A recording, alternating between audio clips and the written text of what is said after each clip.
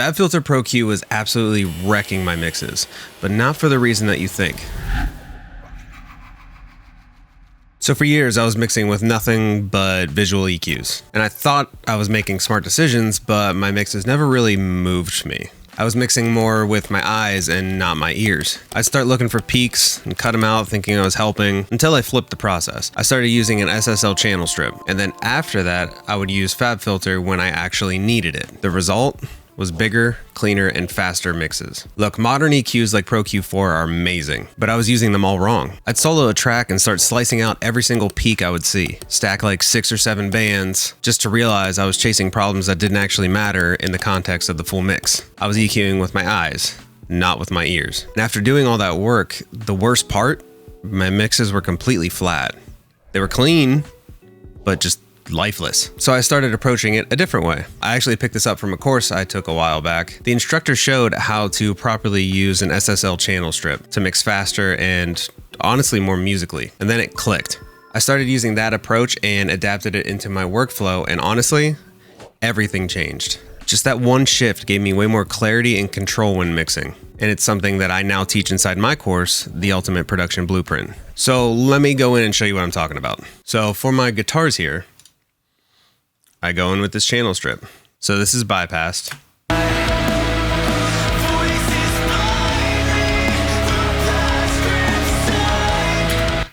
That's on. And I'm not doing like crazy moves here. I mean, I got 5 dB here at almost 5K, boosting a little bit of 1K, another 5, then not doing anything here. And I'm also doing a little bit of compression. If you listen to it, there's some hissing at the top of it. So SSL channel strip first, which I have, and I'm gonna go in with this Pro Q. So this is bypassed.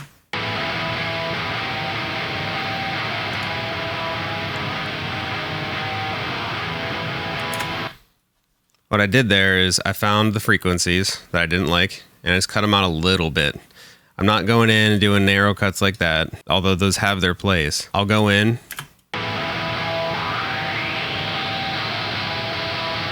right there, and then just bring that down a little bit.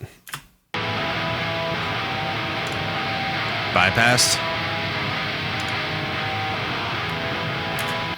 and it just cleans it up.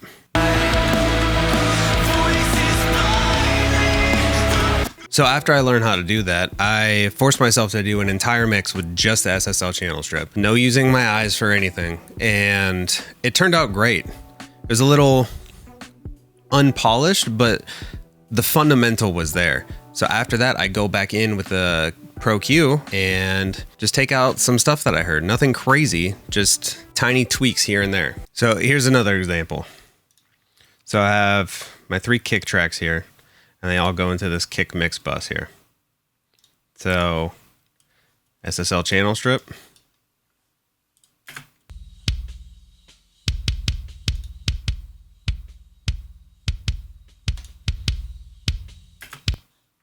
So just a little bit of EQ, some compression, and then I make this my kick sub. Doing a low pass all the way to 3000. I'm basically cutting out all the high end and then compressing it. Then since I wanted more, I basically just cut out everything else. Oops. And then everything feeds into this mix bus. And here's where I did some more moves. So I heard a weird peak in here. Let me turn that off.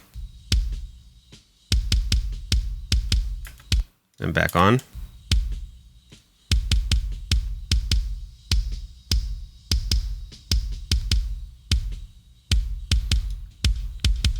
I wanted more high end on the whole kick, not just one of the kick tracks here.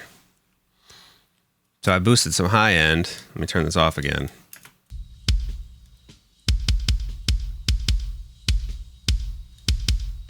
Now it's really present. Turn that back on. It's back and leveled out. And lastly, my snare.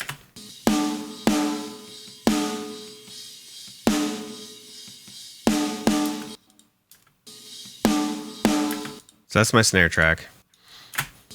So if I bypass the channel strip here,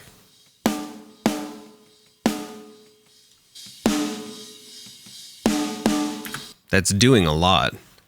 Then I might go in with Pro Q.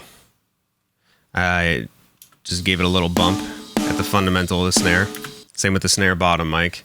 Channel strip, Pro Q, didn't do anything. Then I'll go in, same thing as the kick. All these feed into the snare mix bus here. Did a little 2 dB around close to 700 here, then a little bit more high-end boost.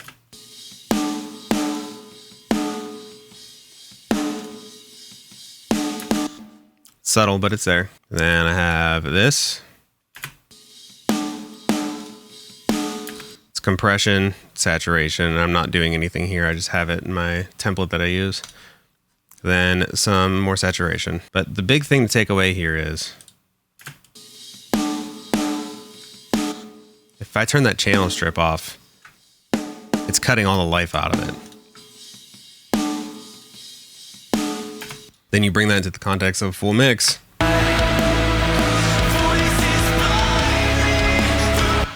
It sounds great. So here's the truth. The best mixes come from using the right tools at the right time. The channel strips, they gave me speed and vibe, and then Pro Q4 gave me precision. And altogether, they stopped me from overmixing. So if you want a full system that shows you exactly when to use broad strokes and when to be precise, taking it from tracking all the way to mastering, go ahead and check out the Ultimate Production Blueprint. The link's in the description below. And if you like this video, be sure to like and subscribe, and I'll see you guys in the next one.